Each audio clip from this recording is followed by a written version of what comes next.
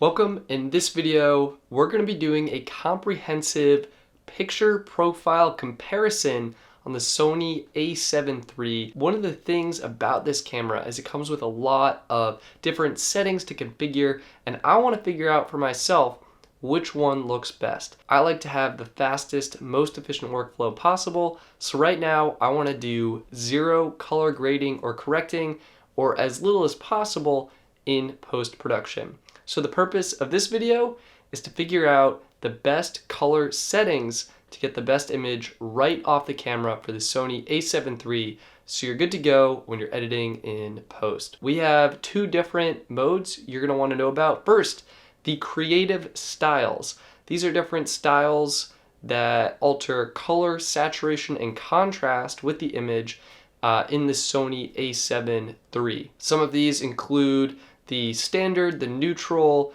landscape, portrait, a lot of different varieties to meet different shooting environments. So those are the creative styles. That's one element.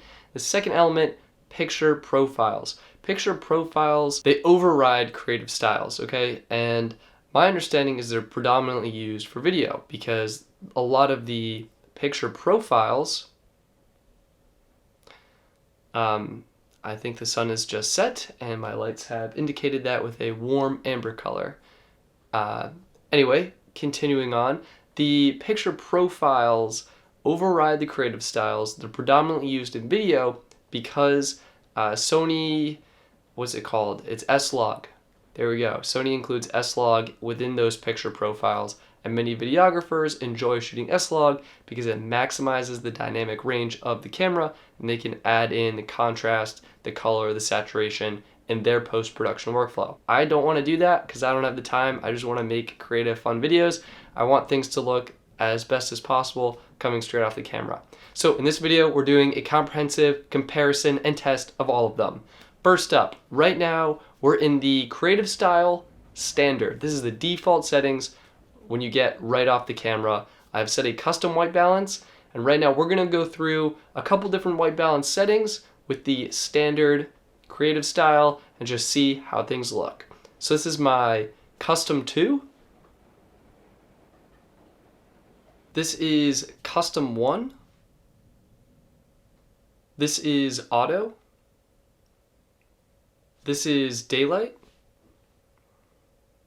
This is fluorescent day white.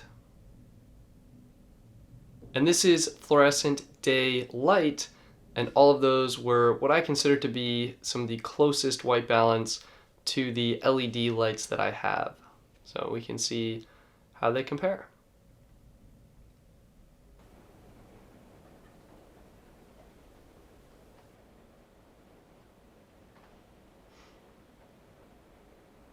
I'm going to make a bold assumption and say that custom 2 was the best for all of these tests. I'm going to stay on custom 2 for the rest of the video.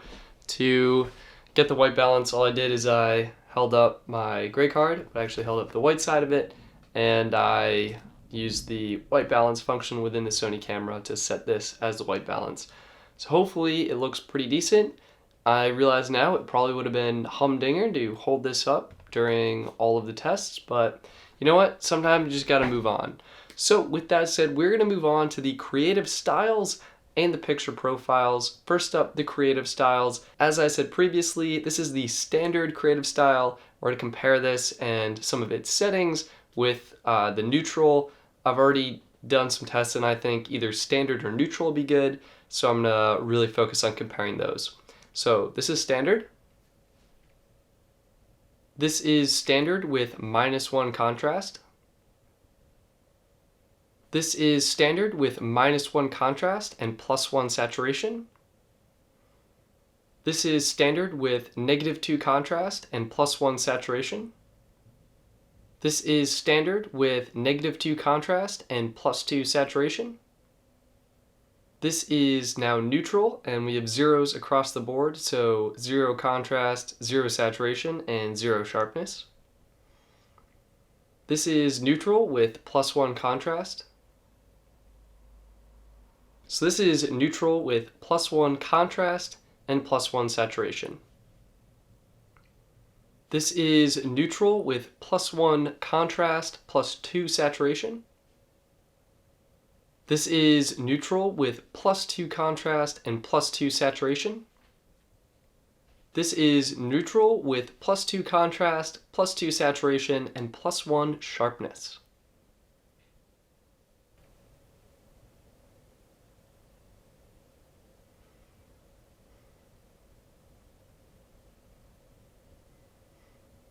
Now we are moving on to picture profiles. This is picture profile 1, but it is not the default picture profile 1. I'm actually testing out EOS HD, the color profile that turns a Sony into a Canon. It's supposed to mimic the color science of a Canon camera significantly better. It's supposed to produce better skin tones. It's supposed to have a more gentle roll off from highlights and shadows.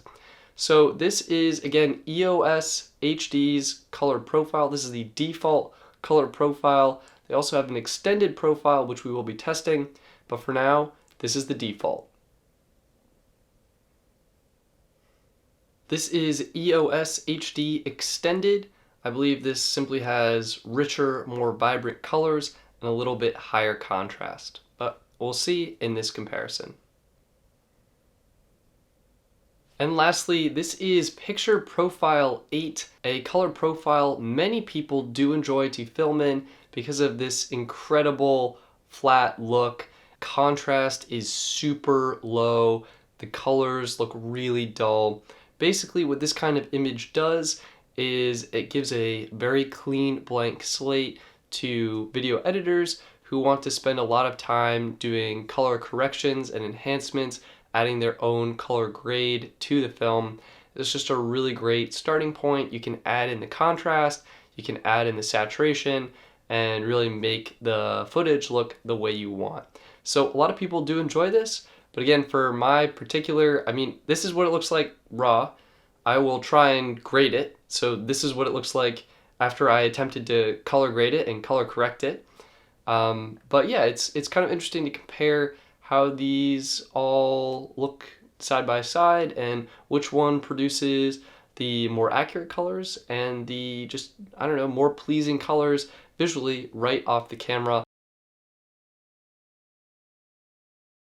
And this is EOS HD, and we're back. So hopefully you found this video helpful, comparing all the different creative styles and picture profiles on the Sony a7 III.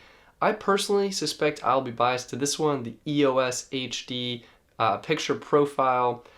One, because it is $20 to get the instructions to set up this profile, so I want to feel like I'm getting my mother's money's worth. And two, it is supposed to be more similar to Canon color profiles, and Canons do have very excellent color science. The images coming off the cameras look really vibrant and sharp, and just the colors are very accurate coming out of Canon cameras with minimal color grading or correcting. But hopefully this video, again, gave you a really good look into the different creative styles and color in picture profiles, using a human, so you can look at skin tones and how everything looks. And yeah, so let's jump back into the default Sony color profile to end the day. Creative style. Let's jump back. We're back in the default Sony creative style standard. So yeah, that wraps up this video. Hopefully you found it helpful and were able to figure out what creative style or picture profile may work best for you. I will leave the link to the EOS Digital HD Color Profile Setup Guide linked below. It is $20 to purchase this guide, and it could be worth it. It's only 20 bucks, lasts a lifetime, and could be pretty good. So that wraps up this video. Thank you so much for watching. I'm Stetson, and I'll see you next time.